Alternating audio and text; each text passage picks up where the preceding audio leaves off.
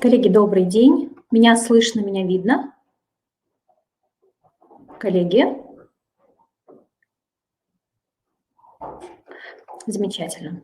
Итак, я рада вас всех приветствовать на вебинаре, посвященной фактически линейка вебинаров, посвященной функциональной грамотности. И сегодня мы с вами будем говорить о глобальных компетенциях в контексте функциональной грамотности. И одним из аспектов, которые мы осветим сегодня, это то, каким образом нам с вами готовить детей в сложившейся ситуации к мониторингу функциональной грамотности. Коллеги, если будут возникать какие-то вопросы, вы, пожалуйста, задавайте. Буду стараться отвечать по мере появления вопросов. Ну и, собственно говоря, в любом случае на слайде представлена контактная информация. Даже если я что-то не успею ответить здесь и сейчас, то ждем ваших вопросов и отвечать будем по мере их поступления. Итак, я позволю себе напомнить нам с вами, что такое функциональная грамотность, буквально парой слов. Итак, функциональная грамотность – это способность обучающегося использовать все приобретенные знания, умения и навыки для решения максимально большого круга проблем, задач, с которыми человек сталкивается в жизни. В этой связи мы говорим о том, что функциональная грамотность отражает идею эффективной интеграции личности в быстро меняющемся мире. И при этом не только мир, но и общество, которое нас окружает. И в этой связи я напомню, что фактически мы заговорили с вами о функциональной грамотности, когда появилась задача повысить качество образования в Российской Федерации. Коллеги, если у кого-то что-то не получается, я прошу прощения, отвлекусь, то, соответственно, перезапустите видео, просто выйдите из программки в ProofMe и зайдите заново. Итак, мы говорим с вами о том, что уже на протяжении, наверное, почти 10 лет мы так или иначе формируем функциональную грамотность, потому что наш федеральный государственный образовательный стандарт уже был направлен на формирование элементов функциональной грамотности. Но, тем не менее, посмотрите, это и самостоятельность обучающихся, это и формирование метапредметных результатов, и повышение интереса обучающихся к изучению отдельных блоков предметов и повышение эффективности инвестиций в образование. И фактически все это у нас с вами уже, начиная с 2010-2011 годов, уже есть. Итак, я напоминаю, и, собственно, мы с вами слышим об этом на всех уровнях, о том, что мониторинг формирования функциональной грамотности ни в коем случае не направлен на какой-то там контроль и не на проверку, это поддержка и обеспечение формирования функциональной грамотности наших с вами детей. Мы говорим о том, что этот проект нацелен на то, чтобы выявить дефициты и в дальнейшем дать нам с вами пути решения этих дефицитов. Я напоминаю, что мониторинг у нас с вами включает в себя 6 разделов. Коллеги, вот на сегодняшний момент мы рассматриваем 5-й из них, то есть математическую, читательскую, естественно, научную, финансовую грамотность мы с вами рассмотрели. И все видеозаписи этих вебинаров есть и семинаров фактически можно просмотреть на портале Института развития образования. Я коллегам отвечу параллельно. Итак, на портале, на сайте kriro.ru в разделе «Видеозал», там представлены все видеозаписи вебинаров. Ну, и если есть какие-то вопросы, повторю, что можно, в общем-то, обращаться по информации, которая была представлена.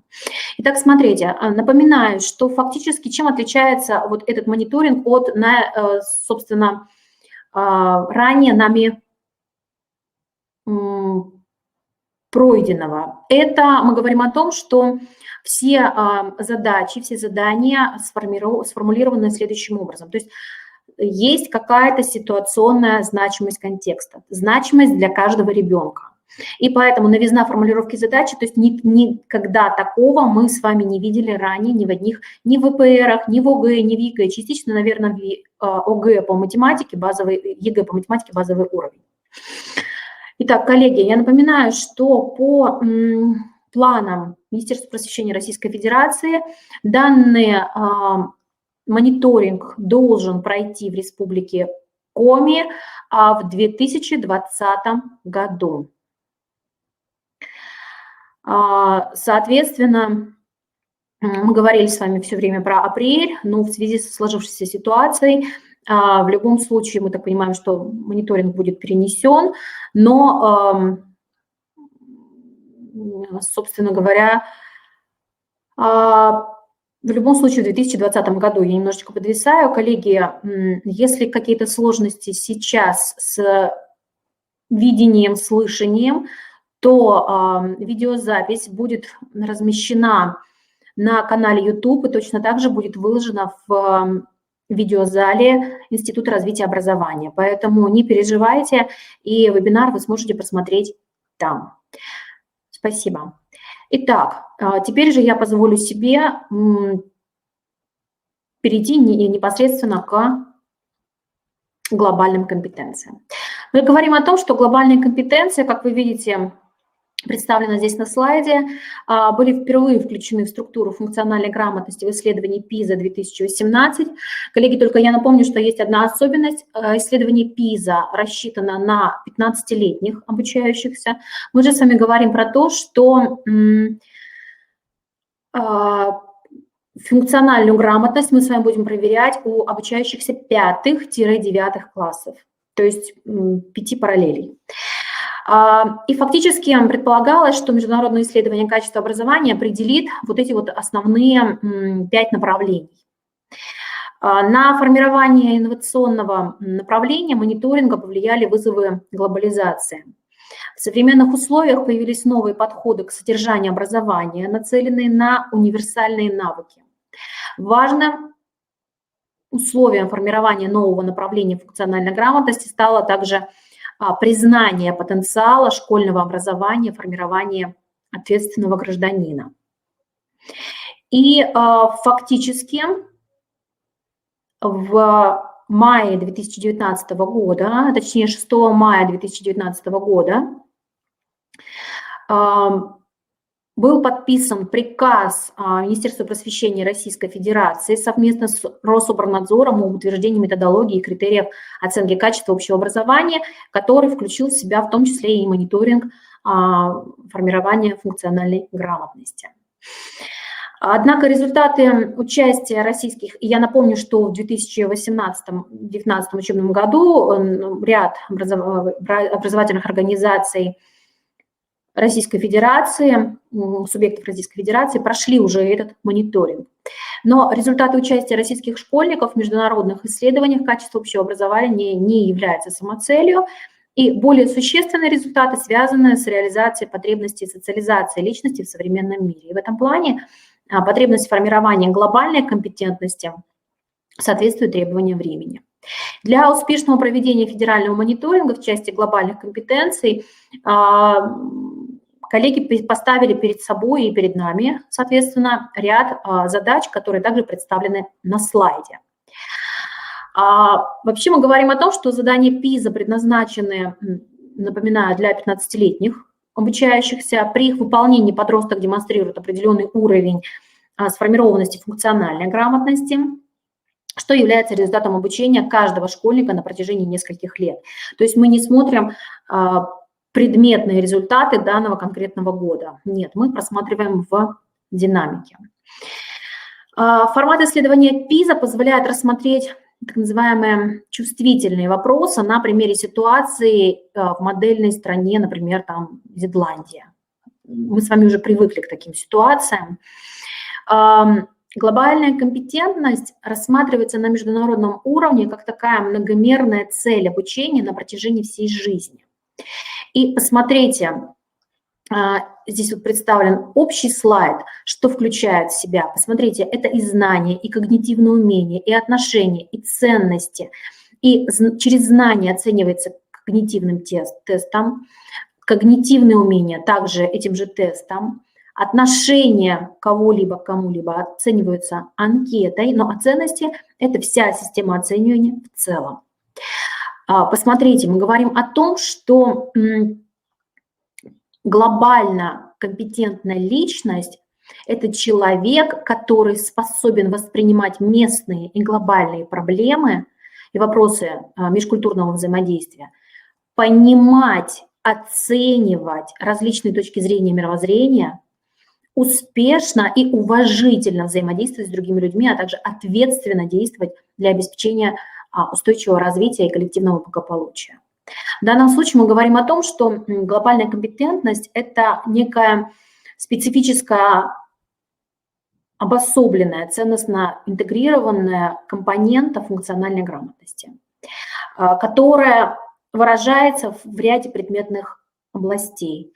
Так, например, мы можем говорить о том, что первоначально особенности глобальной компетентности вы видите на слайде, я на них останавливаться не буду, я лишь скажу о том, что парадокс формирования глобальной компетентности как базового личностного образования связан с пониманием ее открытого, незавершенного состояния. Определенно это выражается в постоянной готовности глобально компетентного человека к переработке дополнительной информации, к получению новых знаний о мире и социальных взаимодействиях, под влиянием которых может меняться представление о соотношении глобального и локального, о целевых установках самостоятельной деятельности и коммуникации. То есть локально, да, где-то там, вот и пример ныне сложившейся ситуации в мире в целом показывает о том, что думали ли мы, что какие-то проблемы где-то там в далеком Китае могут сказаться такими глобальными последствиями для всего человечества, да, и вот умение детей анализировать, сопоставлять, что происходит как будто у них и у нас,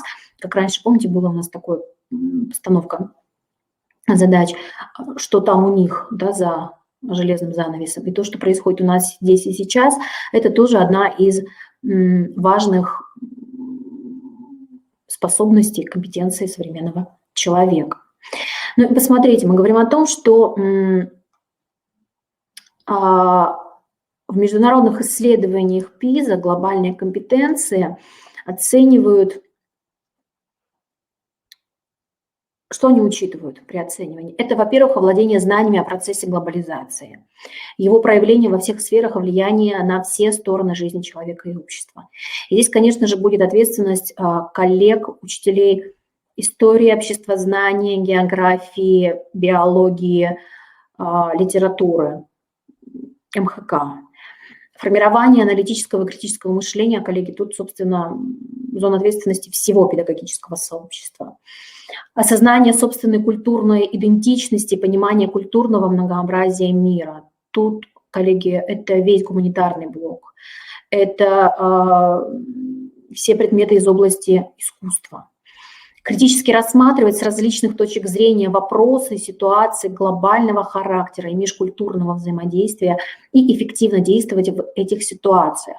В данном случае мы понимаем, что такого плана взаимодействия и такого плана работы мы можем с вами организовать следующим образом. То есть регулярно обсуждать с обучающимися,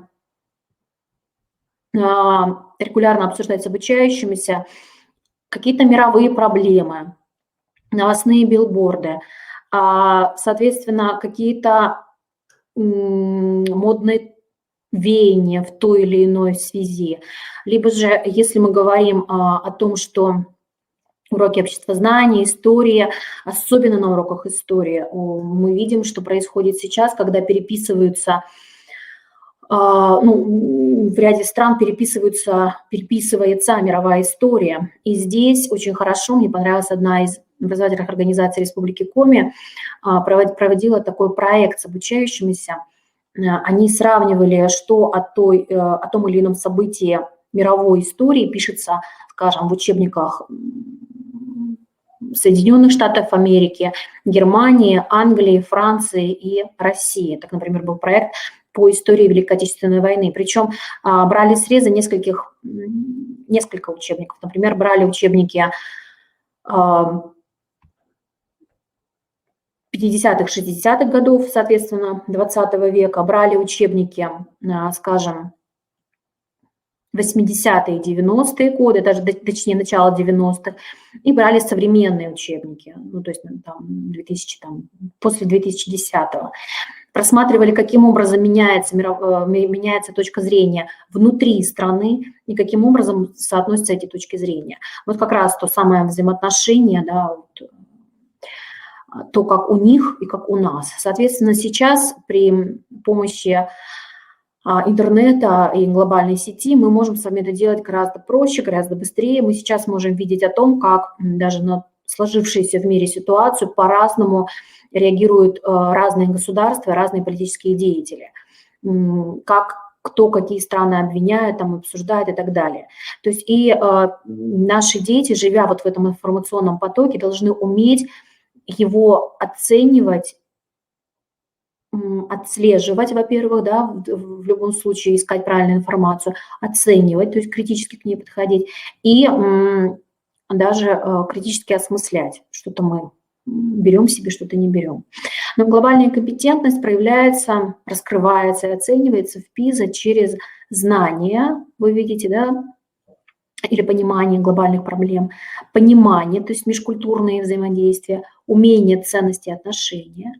И проверка сформированности глобальной компетенции в ПИЗа включает в себя два компонента. Это знание, понимание и умение, они представлены на слайде. Кроме того, опорной для разработки отечественной модели оценивания комплекса знаний, понимания нацеливал на выделение предметной, то есть знаниевой компоненты. Так, например, мы говорим о анализе действующих федеральных государственных образовательных стандартов основного общего образования. Говорит о том, что вот эти моменты, как раз-таки глобальные компетенции, можно формировать через такие предметы, как я уже говорила, обществознание, география, биология, история, иностранные языки, основы духовно-нравственной культуры народов мира, России, да. Это в предметных результатах, я сказала. Если мы говорим по годам обучения, то это скорее предметы, такие как обществознание, география, биология, история. Метапредметные образовательные результаты и в целях воспитания, сформированных в программе воспитания обучающихся при получении основного общего образования. То есть в любом случае вы видите, что глобальные компетенции формируются фактически через все предметы и предметные области. Материал, подлежащий проверке в российском мониторинге, учитывал также подходы ООН при характеристике глобальных проблем, таких как север-юг, мировой океан, изменение климата, воды, там, дефицит воды, там, доступ к чистой воде, демографические проблемы, продовольственные проблемы, миграции, беженцы, энергетическая сырьевая проблема, гендерное равенство, здравоохранение, питание и права человека. Фактически все эти дидактические единицы я представила вам на слайде. Я напомню, что на сегодняшний момент у нас разработаны демонстрационные варианты только для 5 и 7 классов. Но тем не менее, во всеуслышание было заявлено о том, что все материалы будут проходить, собственно говоря, все материалы будут подготовлены для 5, 6, 7, 8 и 9 классов. Посмотрите, фактически мы говорим о том, что в 5 классе это в большей степени, конечно же, либо из курса начальной школы «Окружающий мир», либо из 5 класса, уже мы говорим, да, из уровня основного общего образования. Это обществознание, если оно у вас есть в 5 классе, это география, биология, ну и УДН КНР, если оно у вас есть. И 7 классы, посмотрите, здесь фактически весь тот спектр образования как ценности права, да, то есть мы говорим о том, что опять-таки же упор делается на те же самые предметные области. Вообще мы говорим о том, что проверяется? Проверяется умение указывать причины существования проблемы, явления, действия, взаимодействия с опорой на представленную информацию и в контекстные знания. Приводить адекватные аргументы о возможных перспективах развития проблемы, то есть явления, действия, взаимодействия с опорой на представленную информацию и контекстные знания. То есть, коллеги, глобальные компетенции мы не сможем с вами продемонстрировать освоение глобальными компетенциями без сформированности читательской грамотности. То есть если ребенок не сформирован у ребенка эта грамотность, соответственно, проблемы будут и в том числе в глобальных проявлениях глобальных компетенций. Объяснять сходство и различия в оценке проблем, взаимодействие, обусловленные культурными и иными особенностями и традициями. И фактически мы говорим о том, что работа включает в себя 3 типа заданий. С выбором одного верного ответа, с множественным выбором, с открытым ответом. Оценивание заданий производится по схеме. Ответ принимается полностью или частично, ответ не принимается, ответ отсутствует. Итак, теперь я предлагаю, коллеги, в любом случае все дидактические материалы выложены на сайте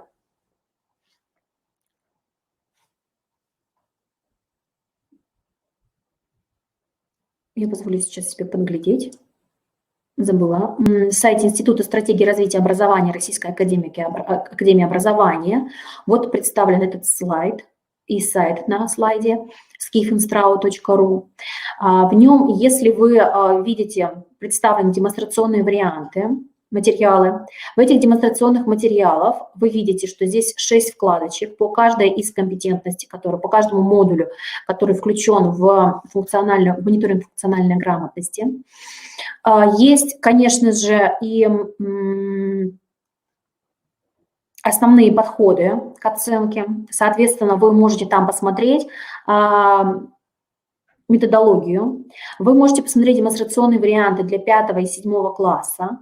Не только задания, но еще и разбор заданий. Кроме того, на заглавной страничке, как вы выйдете с skifinstrao.ru и выйдете на демонстрационные материалы, внизу у вас будет написано, вот здесь вот материалы пошли апробацию в 24 регионах страны. Далее будет, если вы хотите попробовать, то у вас есть такая возможность, вам дан логин, дана определенная ссылочка. Коллеги, они ее открывают периодически, то есть где-то на недельки 2 открыта, потом она закрыта, поэтому проверяйте. Кроме того, на различных порталах разработчики пообещали, во-первых, пообещали то, что в ближайшее время на сайте Российской электронной школы, на портале Российской электронной школы будут выложены все демонстрационные варианты мониторинга формирования функциональной грамотности. Соответственно, вы сможете там посмотреть все эти материалы, прорешать с детьми вместе, изучить, проанализировать.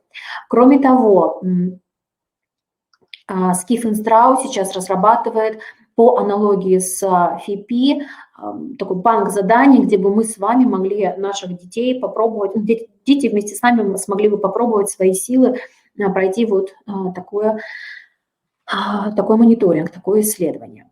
Итак, коллеги, я позволю сейчас себе остановиться на нескольких примерах, что из себя представляет мониторинг функциональной грамотности, конкретно глобальные компетенции. Глобальные компетенции. Я привела вам пример работы для 5 класса. Я сейчас у себя ее также открываю. Итак, смотрите, диагностическая работа для учащихся 5 классов. Рассчитана эта работа на 40 минут по времени. Вы видите, в работе дается тексты и несколько заданий к ним. Всего обучающемуся предстоит выполнить 10 заданий по 2 большим проблемам. Я напоминаю, что ребенок выполняет все эти задания в онлайн-режиме. Спасибо за ссылочку. Соответственно, мы говорим о том, что все эти задания ребенок выполняет в онлайн-режиме. Давайте посмотрим, что же это за задание. Я позволила себе сделать скриншоты странички вот с этого сайта. Коллеги, не учла я работу сети, но тем не менее, посмотрите. Проект «Народы России». Да, все школы республики. Итак, проект «Народы России». Да, текст. Он сейчас закрыт, потому что не учла я, что ProofMe не позволяет, к сожалению, вставлять анимации. Так должно было появляться по одной страничке, и, соответственно, если удобно, то можете выйти по вот этой ссылочке, которую нам предоставила Раиса Максимова, спасибо ей за это, и просмотреть там. Итак, коллеги, смотрите, представлен текст, я напоминаю, это 5 класс, представлен текст на полстранички, и далее идут задания. Онлайн-режим, ребенок сидит за компьютером. Попробуйте без индекс PHP, просто instrao.ru, и все, и не должен был выдавать никаких ошибок. Так, ребенок читает. Каждый год осенью в одной российской школе собирается множество гостей, они получают приглашение на конференцию и концерт. Так, ученики 5-9 классов подводят итоги работы над проектом «Народы России». Каждый класс создает экспозицию.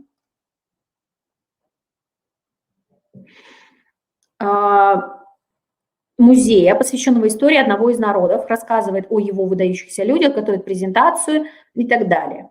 Далее официальный интернет-сайт школы официально, регулярно информирует о событиях проекта. И в нашей школе и так далее дается новость, то есть тексты у нас, посмотрите, разные, опять-таки же, да, и разного формата. И посмотрите, ребенок здесь должен поставить галочки, цели проекта. Прочитав текст, он должен согласиться, либо не согласиться. Что это за проект, для чего он нужен. Далее. Вот тут как раз та самая практикоориентированная, даже личностно-ориентированная проблема, которых ставится перед ребенком. Алексей и Яна, брат и сестра. Яна учится в 9-м, Алексей в этом году 5-классник. Алексей в 5-м. В этом году 5-классники впервые будут участвовать в общешкольном проекте. У них возникает много вопросов, перечисляются эти вопросы, и вы найдите среди перечисленных ниже вариантов выбора, которые могут использовать в классе Яны. Приводится, и ребенок просто должен выбрать. То есть фактически пока у нас тестовые задания единственно. Одна сложность заключается в том, что не оговорено, какое конкретно количество вопросов, точнее в данном случае ответов, будет правильно. Ну, ответов на вопрос будет правильно. Третье, у нас также дается тестовое задание, ребенок должен выбрать несколько правильных ответов, сколько, опять-таки же, не озвучивается. А вот уже 4-е задание – это задание на умение анализировать. И посмотрите, не просто анализировать, но ребенок должен придумать примеры 2 ситуаций, которые подтверждают заданную модель. При этом, посмотрите, проверяется не только глобальная компетенция, но и те самые креативное мышление, которое как отдельный блок у нас с вами включен в функциональную грамотность. Поэтому посмотрите, ребенок должен пример 1 и пример 2. Я напоминаю, что ребенок сидит за компьютером, перед ним клавиатура, мышка и все остальное прочее. То есть ребенок еще должен сориентироваться, как набрать текст, что сделать и так далее. И последнее задание, работая над проектом, Алексей подумал, что существуют ценности общие для всех людей, как раз-таки мы, они, да, что у нас местное и общемировое. Несмотря на различия языков, обычаев, истории, к каким ценностям он отнес семью. Посмотрите. И фактически он должен разнести вот эти вот 4 позиции. То есть вот это первый блок, 3 тестовых задания по тексту и фактически, ну, вопросы разные, вы видите, да, Есть и открытые вопросы, причем ребенок должен еще что-то сгенерировать, что-то новое, ранее не существующее. И вот этот блок 5 вопросов закончился. Посмотрите, то есть фактически здесь получается почти 4 листа А4 текста. Я напоминаю, что взрослый человек читает текст такой 2-2,5 минуты. Соответственно, ребенок читает его, пятиклассник, который, я не знаю, как у вас, коллеги, но у меня были такие дети, я это повторяю из вебинара в вебинар, что, к сожалению, мы констатируем, что в 5 классе только есть обучающиеся, которые умеют читать только по слогам.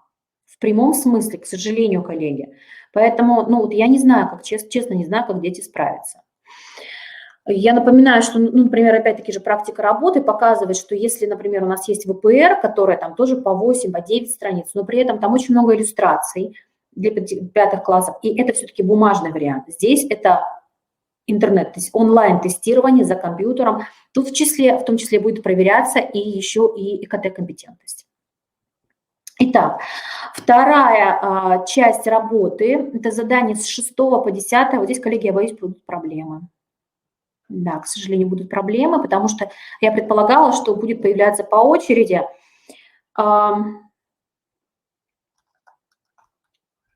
Сейчас, секундочку, я попробую идти на рабочий стол. Так, поделиться.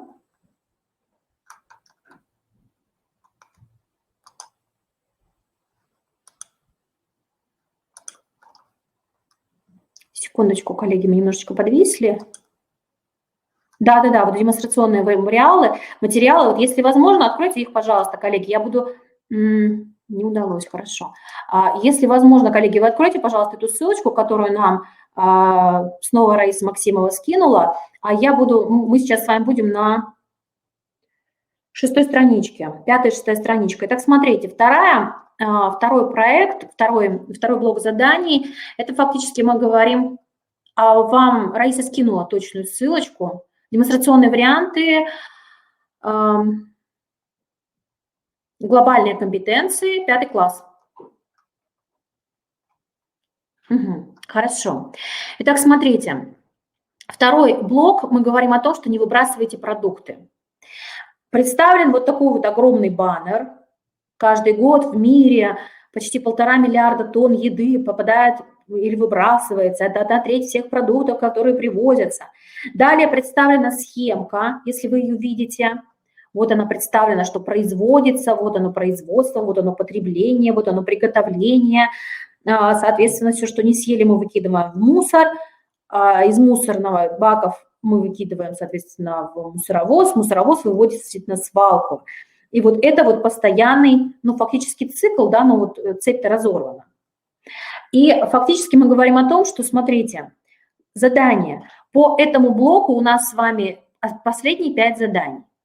6-е задание звучит следующим образом. Опять-таки же тестовый вопрос, то есть ребенок должен выбрать правильные ответы. Георгий готовился к докладу «Не выбрасывайте продукты», он нашел в интернете рисунки, вот эти рисунки, и решил включить их в свою презентацию. Какие из приведенных ниже высказываний подтверждают информацию о том, что в мире пропадает много продуктов и еды? Соответственно, в данном случае мы говорим о том, что ребенок просто должен хорошо сориентироваться, и такое задание у нас с вами есть почти во всех контрольно-измерительных материалах, когда ребенок должен уметь проанализировать график, рисунок и соотнести высказывание, собственно, с этим вот ресурсом. Далее, задание номер 7 посвящено именно вот этой нижней картинке, вот этому циклу, фактически, да. Георгий показал рисунок младшему брату. Брат не понял, что означают слова. Когда мы выбрасываем продукты, мы также выбрасываем труд людей, который был затрачен на их производство. Объясните на примере семьи, как это происходит. И ребенок должен здесь уже составить небольшой рассказ о том, каким образом происходит то или иное, то есть каким образом на примере семьи можно подтвердить вот это высказывание, что там, не доев что-то там, ты или выбрасывая в отходы, соответственно, ты не ценишь труд там своей мамы, папы, бабушки и так далее. Но ребенок должен это сообразить, а для того, чтобы ребенок сообразил, соответственно, с ним надо эту работу провести. Ребенку надо объяснить, что здесь подразумевается и так далее. 8 задание, там Донетка поиграли опять-таки же. 9 задание. 9 задание, вот оно, 8 его уже видно. 9 задание, вот Георгий прочитал небольшой текст. 8 задание, остановлюсь. Представлена цитата. 9 задание, вот уже 8 задание. На семейном совете он обсудил это с родителями и младшим братом. Вести хозяйство так, чтобы не выбрасывать продукты еды. Обсудил. И фактически мы говорим о том, что должен ребенок, соответственно, выбрать те или иные позиции. Ну, 9 задание, он также прочитал небольшой текст о проблеме выбрасывания питания. И, кроме того, экономическая истина заключается в том, что чем больше еды потребители выбрасывают, тем больше производители могут продать. Ну и ребенок должен выбрать 2 любых этапа пути продуктов питания от производителя до магазина из указанного в тексте и объяснить, как на каждом из выбранных этапов продукты могут быть потеряны.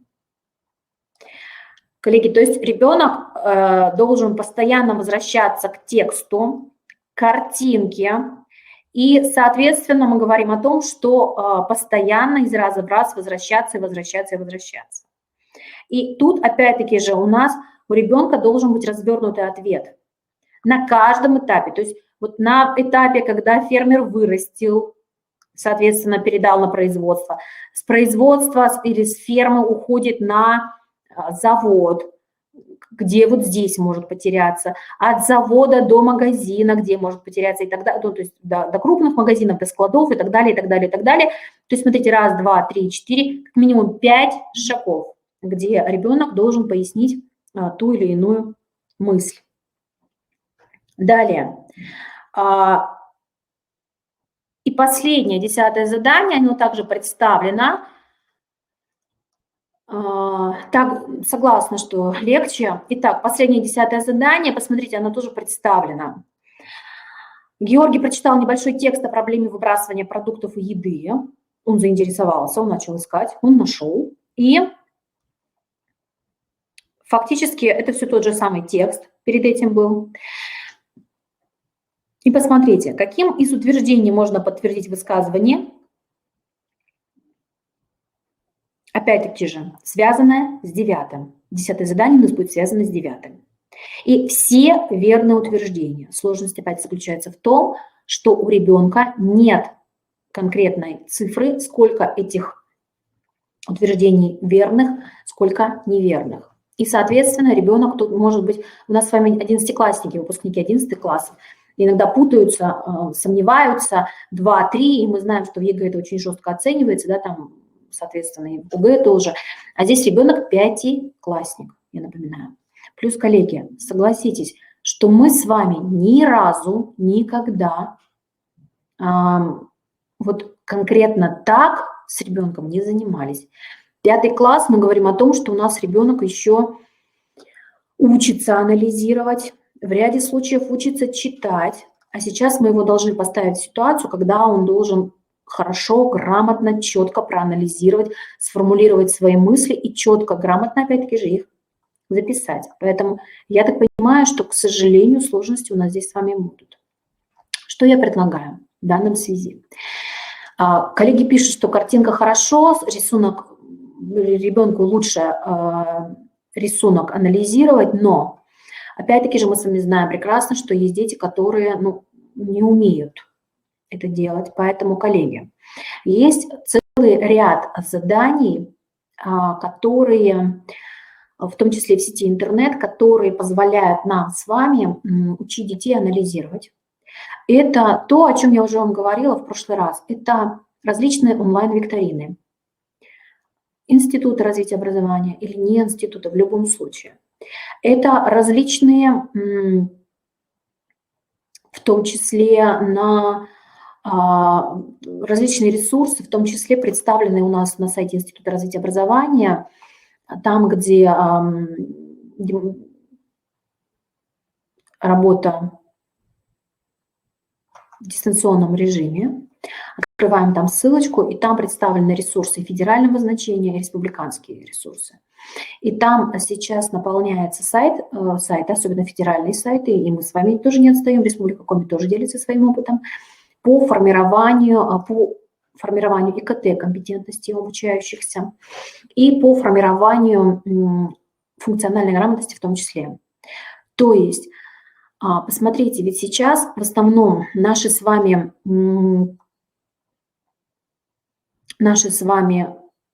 викторины, олимпиады, онлайн-олимпиады, они нацелены на что? Не на то, что ребенок просто почитал и ответил. Разные там, например, 2 × 2 – это 4, 8, 10, 12. Нет. У нас сейчас формируются, посмотрите, задания формируются таким образом, что разница небольшая, и ребенок должен эту разницу ловить. То есть, например, там в одной недавно онлайн-викторине я прочитала, такая-то война длилась 356 дней, 355 дней, 357 дней. Ребенок должен знать точно цифру. Либо же разница в слово, либо же, например, у какого-то исторического деятеля, там поменяли инициалы местами. То есть в том числе и на внимательность наших с вами детей. Кроме того, есть ряд возможностей, то есть мы сейчас с вами все учимся в дистанционном режиме. Поэтому сейчас мы будем детям давать задания также в дистанционном режиме.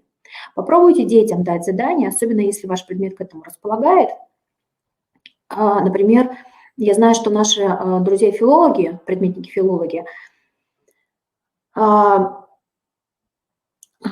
пошли по такому пути. Когда перешли на дистант, коллеги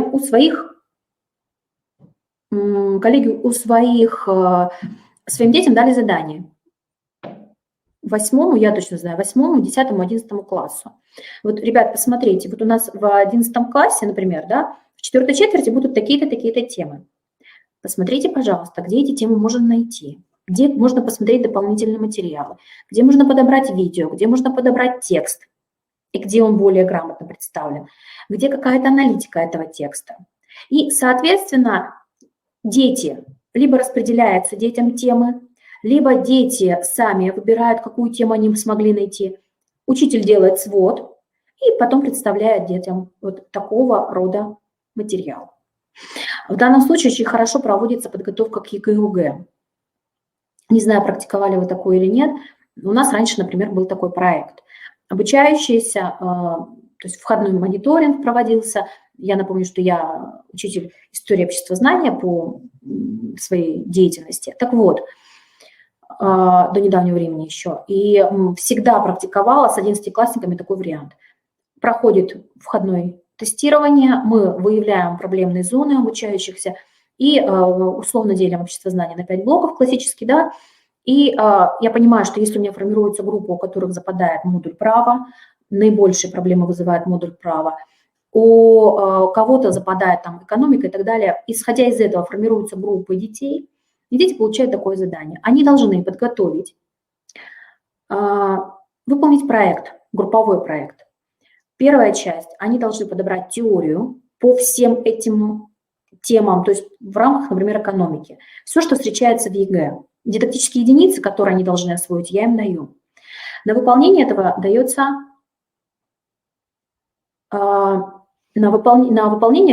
у нас 2 месяца я давала. Далее, они должны подготовить вариант контрольно-измерительного материала. Понятно, что они его сами придумывать не будут, но они будут искать, где можно найти, а, соответственно, готовиться. Они должны подготовить контрольно-измерительные материалы по форме ЕГЭ, но все вопросы должны быть только, например, по экономике. Далее, презентация, где они должны вычленить основные материалы. И последний блок – это, конечно же, защита. То есть каждый ребенок ко мне садился, и я ему открывала их общий документ, вордовский вот этот вот проект, и, соответственно, задавала 5 вопросов. Исходя из того, как правильно, неправильно ответил, 5 вопросов, отметка соответствующая получалась. Поэтому, коллеги, вариантов масса. Кроме того, например, точно так же мы иногда, когда были, например, карантины, мы сдавали в режиме онлайн. То есть также веб-камера, я здесь, ребенок там, вопрос задается моментально, и видно, ребенок глазками где-то бегает, где-то он что-то ищет, или вот он смотрит в камеру, тебе вот все это в глаза говорит, и не читает где-нибудь текст, потому что он физически его уже не успевает найти, потому что по тексту их документа я бегала-прыгала. Итак, ну вот как один из вариантов. Кроме того, глобальные компетенции в любом случае. Посмотрите, у нас очень много есть, в том числе и сочинения, и изложения, где мы с вами, коллеги, регулярно говорим о том, что приведите примеры из средств массовой информации, там, истории и так далее, смежных предметов. Поэтому давать задания детям по анализу средств массовой информации, по достоверности источников массовой информации, тоже один из вариантов. Кроме того, опять-таки же говорю о том, что есть различные онлайн-викторины, доступные для детей, которые позволяют формировать в том числе глобальное мышление. Кроме того, коллеги, отвечая теперь на ваши вопросы, я попробую пройти с самого верха, с самого начала нашего вебинара, напоминая, что материалы будут выложены в видеозале Института развития образования по названию «Глобальные компетенции в контексте»,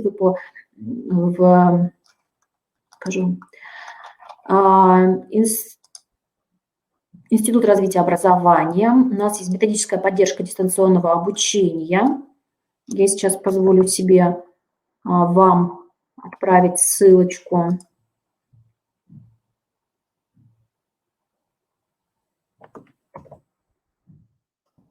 Вот эта ссылочка, методическая поддержка.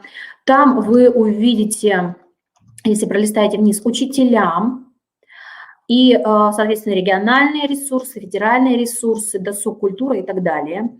И в региональных ресурсах у нас будут разработки педагогов Республики Коми, они и по предметам в том числе, и в региональных ресурсах вообще очень много чего интересного есть, поэтому и в федеральных ресурсах вообще, коллеги, мы постарались, подготовили для вас ресурс. Итак, вот по этой ссылочке зайдете, и там совершенно верно. Там будет выложен вебинар, там вы его увидите, и, соответственно, уже мы будем говорить о том, что там вы сможете повторно его изучить. Далее, по поводу... Так, пошли дальше по вопросам. Секундочку. Так, все школы республики, да, коллеги. Информация на сайте не устаревшая. Это информация 24 региона Российской Федерации. Мы говорим с вами про 2018-2019 учебный год. В апреле-мае они проходили. Мониторинг проводится в воспитательной системе или как учебный предмет. Мы говорим с вами, что это будет в любом случае, он не привязан к конкретному предмету, как метапредметный или надпредметный мониторинг, я бы так сказала. В любом случае будут сниматься уроки, и дети на уроках это будут делать, без привязки к предмету, потому что ни одна компетентность не привязана к конкретному предмету. Ну, единственное, математическая, но там в целом умение считать, они как математика. Далее. Точная ссылка, да, она представлена. Предметы вы там увидите. Демонстрационные варианты, складочка на skifinstrau.ru сверху вы это увидите. Ну и коллеги тут с нами делились ссылочками. И я согласна с Екатериной Ивановной, что такого раньше не было, и в этом будет основная сложность, потому что интерес, во-первых, надо интерес удержать обучающегося на протяжении вот этого мониторинга, во-вторых, подготовить его тоже достаточно будет сложно. По поводу организации один компьютерный класс, где 12 старых компьютеров, 250, как проходить в онлайне. Коллеги, мы тоже задавали этот вопрос коллегам.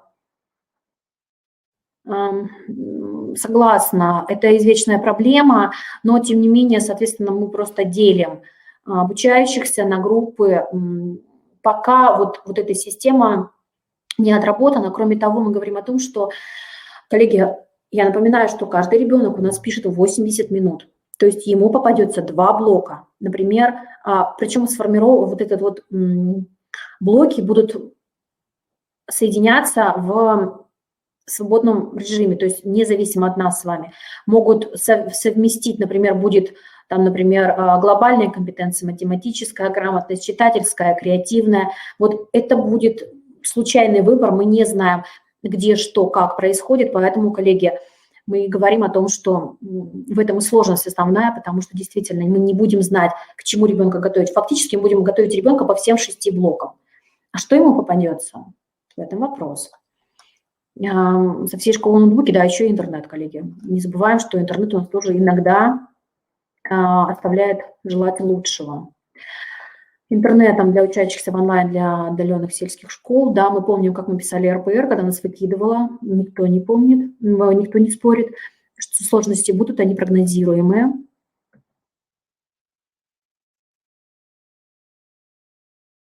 Наш регион, Раиса, отвечаю вам, что да, действительно, мы войдем.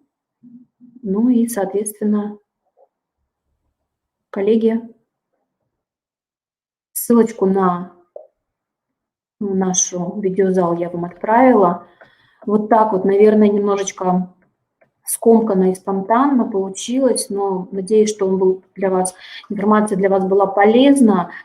Позволю себе еще раз показать вам ссылочку. Вебинар вы просмотрите, Skif Instrao, и если будут какие-то вопросы, то обращайтесь, телефон работает. Даже сейчас он переведен на личный номер, то есть вы дозвонитесь в любое рабочее время. Поэтому будут вопросы, либо, коллеги, если вы хотите поделиться с нами опытом работы, что вы уже это делаете, вы уже пробуете, вы уже реализуете, то были бы очень вам рады, благодарны. На этом я благодарю вас за внимание. Всего доброго. До свидания.